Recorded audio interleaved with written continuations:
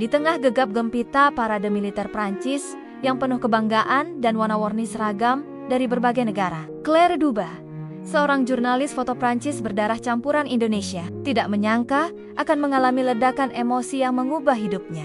Ketika melihat pasukan TNI melintas dengan langkah tegap dan wajah-wajah tangguh, Claire dihantam gelombang kenangan dari masa lalunya yang penuh luka runtuhnya sekolah akibat gempa di Lombok, dan seorang pemuda Indonesia yang menyelamatkannya dari puing-puing. Sebelum kita lanjut ke momen haru selanjutnya, jangan lupa untuk subscribe channel ini, dukung dengan like, komentar positif, dan doakan agar kisah ini bisa menyentuh lebih banyak hati. Setiap klik kalian sangat berarti untuk kami. Terima kasih atas supportnya. Matanya terkunci pada seorang prajurit TNI yang terlihat begitu familiar waktu seolah berhenti. Claire berlari dan memeluknya di tengah parade. Di sanalah terungkap bahwa prajurit itu bukan orang yang sama, tapi wajahnya sangat mirip dengan penyelamat masa lalunya. Dari pelukan itulah, Claire menemukan kembali harapan, keberanian untuk menyembuhkan trauma, dan ikatan yang tak terjelaskan antara dua jiwa yang pernah saling bersinggungan di masa lalu.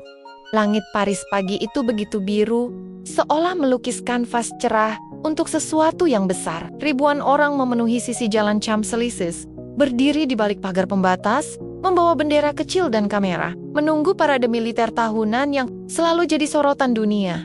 Claire Duba berdiri di antara kerumunan itu, mengenakan jaket krem tipis dan scarf merah muda yang berkibar pelan, tertiup angin musim panas. Di lehernya tergantung kamera profesional, matanya tajam menatap ke arah IRC. De Triomphe, tempat iring-iringan parade akan bermula.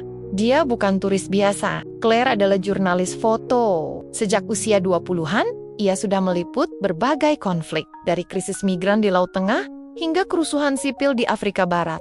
Tapi hari ini, entah kenapa, jantungnya berdetak tidak seperti biasanya. Parade ini berbeda, bukan karena kemewahan atau musik militernya, tapi karena sebuah kabar yang ia baca seminggu lalu, pasukan TNI dari Indonesia akan ikut serta dalam parade tahun ini, mewakili kerjasama internasional Indonesia. Satu kata yang selalu menggetarkan dadanya. Claire berdarah campuran Prancis-Indonesia. Ibunya berasal dari Yogyakarta, namun meninggal saat Claire masih kecil. Sejak remaja, ia tinggal bersama ayahnya di Paris.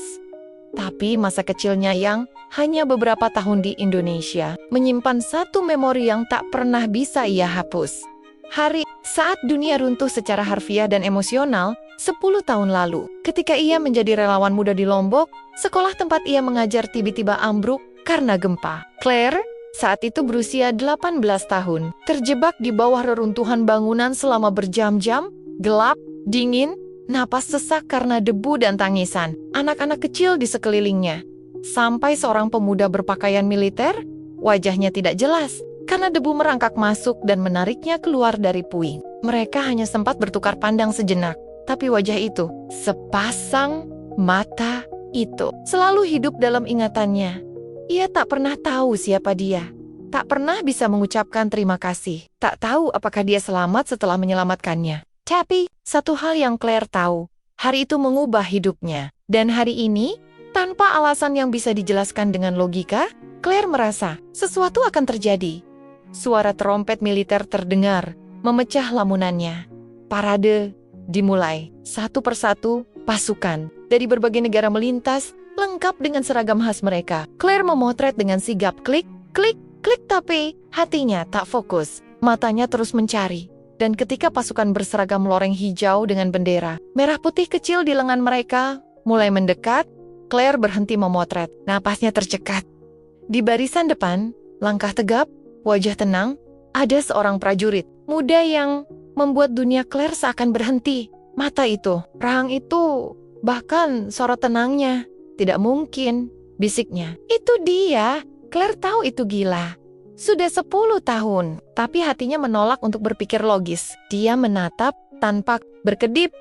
Tubuhnya gemetar. Kamera yang tergantung di lehernya tiba-tiba terasa berat. Klik, ia mengambil satu foto dan menangis. Tangisnya bukan sekadar karena rindu atau trauma, tapi karena tubuhnya tiba-tiba mengingat rasa yang selama ini terkubur, takut, lega, dan kehilangan semua datang bersamaan. Seseorang di sebelahnya berkata, Are you okay? Claire hanya mengangguk pelan. Matanya masih mengunci ke arah prajurit itu yang terus melangkah, tanpa tahu bahwa ada seseorang di balik kerumunan yang mengenalnya. Bahkan sebelum tahu namanya, dia bukan sekadar prajurit. Bagi Claire, dia adalah hantu masa lalu yang kini berjalan nyata di hadapannya. Di bawah langit Paris yang terlalu indah untuk menyimpan rahasia, Claire mengusap air mata dengan tangan gemetar. Kalau itu benar dia, Claire harus tahu, harus mendekat, harus bicara. Dan entah kenapa, hatinya berkata, dia akan menoleh kembali. Langkah-langkah militer terdengar seperti dentuman genderang di dada Claire. Setiap hentakan sepatu dari pasukan TNI terasa seakan mengguncang bumi yang berdiri di bawahnya. Tapi bukan karena megahnya parade, melainkan karena satu wajah di tengah. Barisan itu yang berhasil mengoyak kembali. Luka lama yang belum sembuh. Pria itu masih melangkah, tegap, serius, penuh wibawa. Claire menelan ludah. Ia mencoba mengambil foto lagi, tapi tangannya gemetar hebat. Fokus kameranya kabur. Air mata mulai menggenang di matanya. Dan tanpa sadar, ia melangkah maju. Kerumunan mulai bising. Beberapa orang berseru karena Claire menerobos pagar pembatas. Madame, non, vous ne pouvez pas entrer. Seru petugas keamanan. Claire tidak mendengar. Yang dia tahu, dia harus mendekat. Dia berlari. Sepatu bootnya menjejak keras di jalanan aspal Paris. Suara tepuk tangan dan musik parade seakan meredup, digantikan suara di dalam kepalanya gemuruh reruntuhan, teriakan anak-anak, dan suara napas. Lelaki muda yang memanggulnya keluar dari puing-puing. Prager, teriaknya. Langkah pria itu berhenti. Ia menoleh. Dan saat mata mereka bertemu, dunia Claire runtuh sekali lagi. Itu dia. Wajah itu, tatapan itu. Sepasang mata yang ia lihat dalam momen paling genting dalam hidupnya. Claire sudah yakin, 100%, dia orangnya. Tanpa berpikir panjang, Claire berlari lebih cepat dan memeluknya erat. Tangisnya pecah seperti bendungan jebol. Ia menangis seperti anak kecil yang tersesat, lalu bertemu kembali dengan orang yang paling ia percaya. Pria itu kaku. Jelas terkejut tapi dia tidak menolak. Setelah beberapa detik, tangannya terangkat pelan dan menepuk punggung Claire dengan lembut. Saya nggak ngerti. Maaf, Mbak siapa ya? Katanya pelan dalam bahasa Indonesia yang halus. Claire membeku. Ia mundur sedikit, masih menggenggam lengan seragam hijau itu. Kamu menyelamatkanku. 10 tahun lalu, di Lombok, runtuh. Kamu menarikku keluar dari puing-puing itu, kamu kan? Pria itu tampak bingung. Dia menatap Claire lama, seolah mencoba mengingat, tapi lalu dia menggeleng pelan. Maaf, saya bukan orang itu, katanya lirih. Tapi, saya pernah dengar cerita seperti itu. Banyak relawan dan tentara yang ikut waktu bencana. Tapi saya baru masuk TNI 5 tahun lalu. Saat gempa itu terjadi, saya masih SMA. Claire terdiam. Air matanya berhenti seketika. Bibirnya bergetar. Tapi wajahmu, katanya. Matamu, bahkan suaramu. Prajurit itu namanya Serda Arga. Terlihat dari papan nama di seragamnya tersenyum kecil. Ada rasa iba dalam sorot matanya. Bukan karena dia menganggap Claire gila, tapi karena dia bisa merasakan luka di balik pelukan tadi. Mungkin saya memang bukan dia, tapi mungkin saya di sini untuk menggantikan dia yang dulu. Tuhan suka mainkan takdir dengan cara aneh. Claire menghela napas panjang. Tubuhnya gemetar, bukan karena malu, tapi karena kenyataan itu. Terasa melegakan dan menyakitkan di saat yang sama. Orang-orang mulai memperhatikan.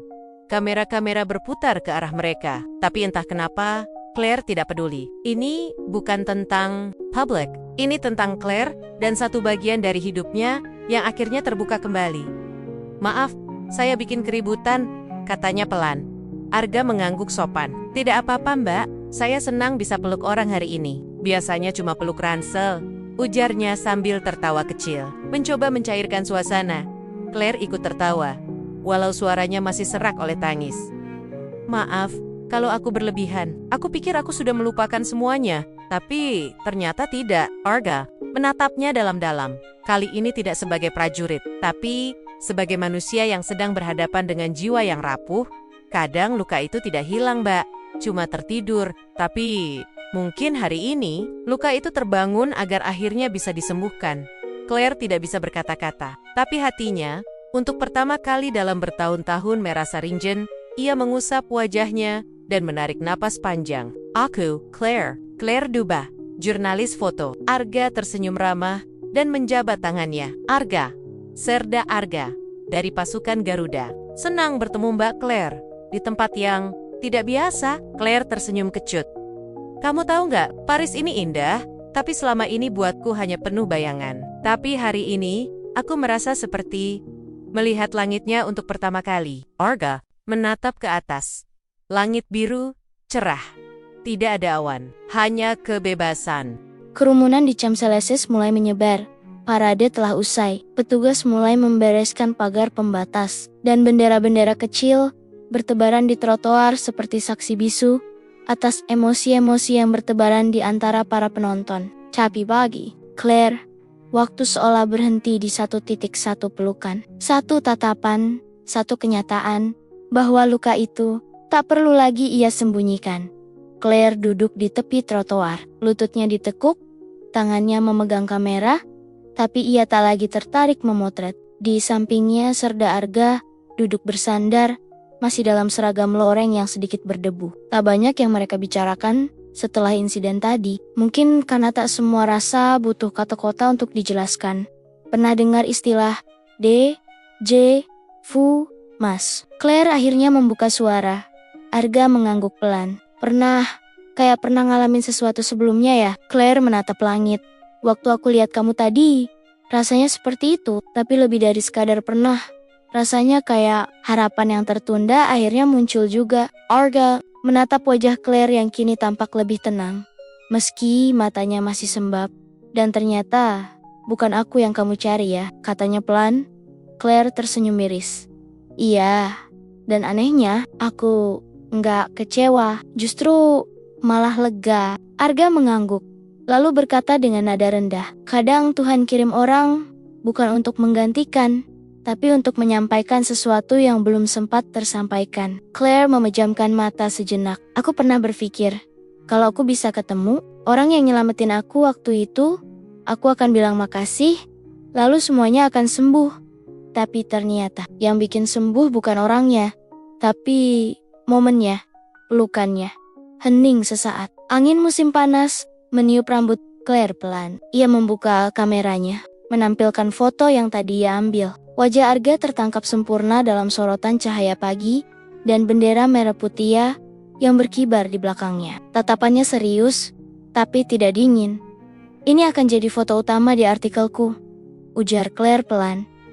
Arga tersenyum malu. Waduh, semoga aku nggak kelihatan kaku banget. Justru nggak, balas Claire. Kamu terlihat seperti seseorang yang muncul dari masa lalu, tapi memberi harapan untuk masa depan. Arga diam, tatapannya lurus ke depan. Kemudian ia berkata pelan, aku nggak tahu siapa orang yang pernah selamatin Mbak Claire, tapi aku yakin dia bakal senang tahu kamu baik-baik saja sekarang. Claire menoleh padanya, matanya berkaca-kaca lagi, tapi kali ini bukan karena luka, tapi karena lega.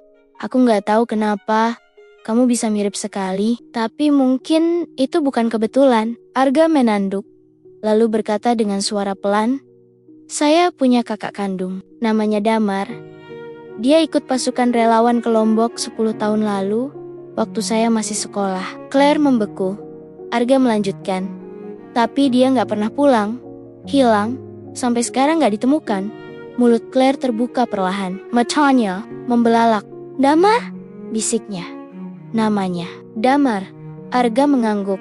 Mungkin dia orang yang Mbak maksud. Claire menutup mulutnya dengan tangan.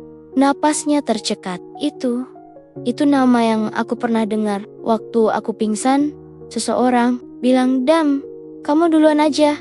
Aku tarik dia keluar. Arga menatap Claire. Wajahnya pucat, tapi tegar. Mereka saling menatap cukup lama. Sampai akhirnya Claire memeluk kamera di dadanya dan berkata, kalau benar dia kakakmu, dia orang yang sangat luar biasa. Arga tersenyum kecil. Terima kasih Mbak. Claire berdiri perlahan. Arga dan mengulurkan tangan. Terima kasih juga, karena sudah datang hari ini. Karena tanpa tahu apapun, kamu menyelamatkanku. Lagi. Arga menjabat tangannya erat. Mungkin bukan kebetulan kita ketemu di sini Mbak. Claire mengangguk. Aku juga percaya itu. Sebelum berpisah, Claire memotret Arga sekali lagi, kali ini tanpa parade. Tanpa bendera, hanya seorang pria muda dengan bayangan kakaknya di matanya, berdiri di bawah langit Paris yang biru dan damai. Foto itu menjadi halaman pertama di artikel Claire. Judulnya, Pelukan yang Menyembuhkan, Tentara, Trauma, dan Takdir di Paris.